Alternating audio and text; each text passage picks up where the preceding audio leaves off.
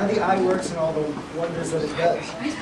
Our second speaker tunes into 92.7 megahertz KTOM with Big D and Bubba in the morning. She's delivering her fifth speech from the Advanced Communicator Manual entitled Failure is Impossible. Cathy Lee.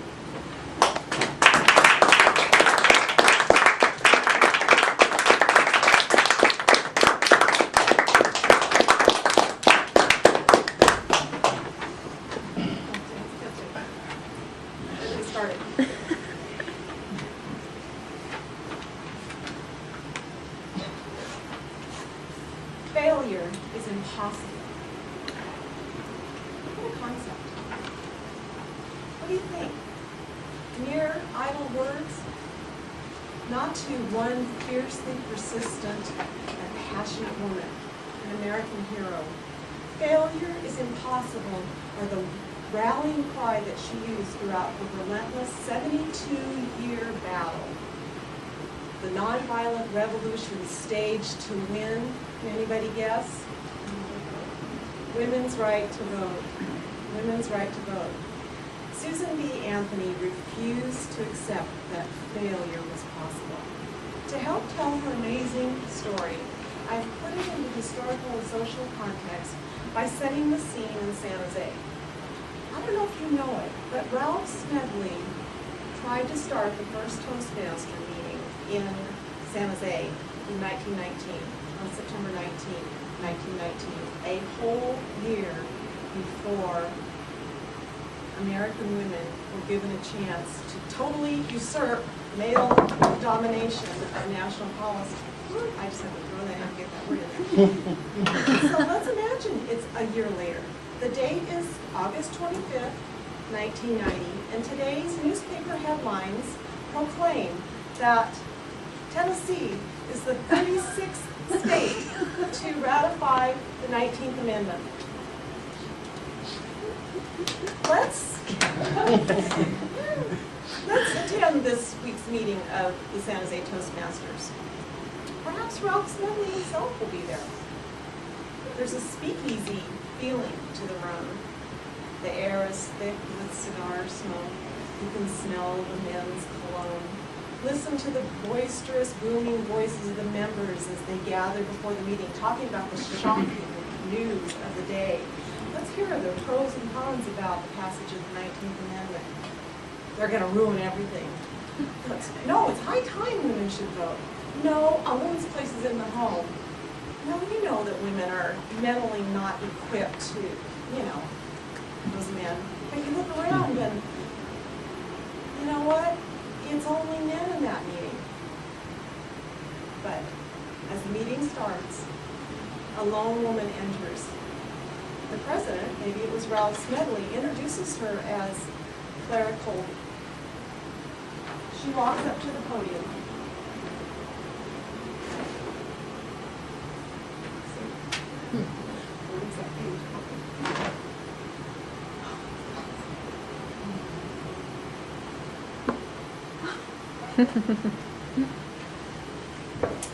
Thank you, gentlemen, for your open-mindedness in welcoming me tonight as your first female ever to attend a Toastmasters meeting.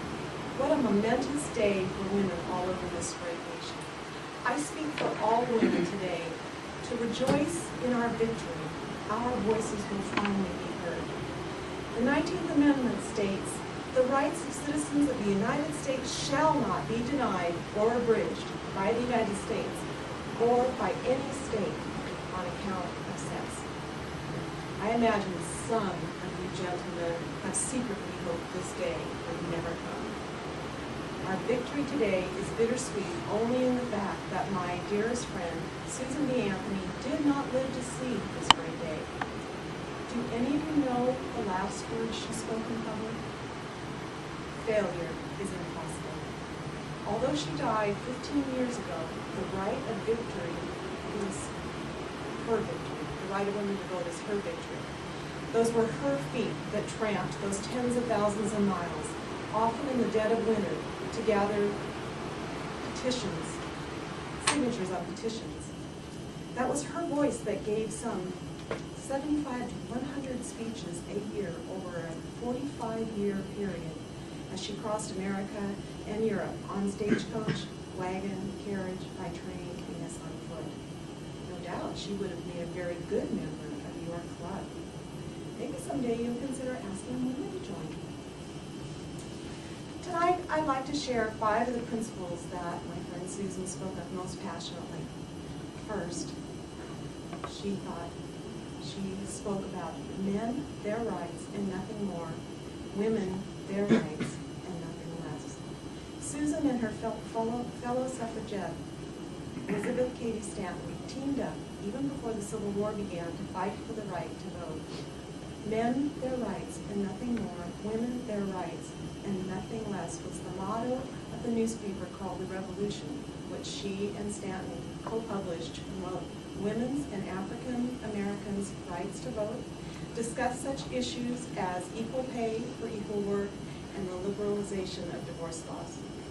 2, she said, speak up for what's right, and she did. In 1872, 50 years ago, Susan B. Anthony dared to vote in a federal election, and 2 weeks later she was arrested, tried, and convicted.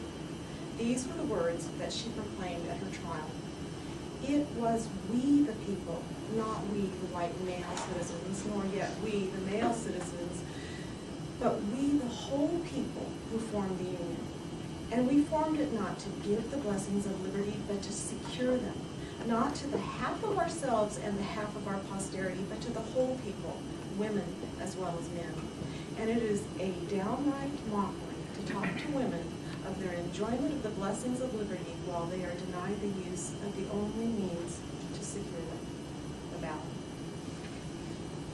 3rd, she said, independence is what brings us true happiness. She knew oppression firsthand. When Susan was only 6 years old, her teachers refused to teach her long division because she was just a girl.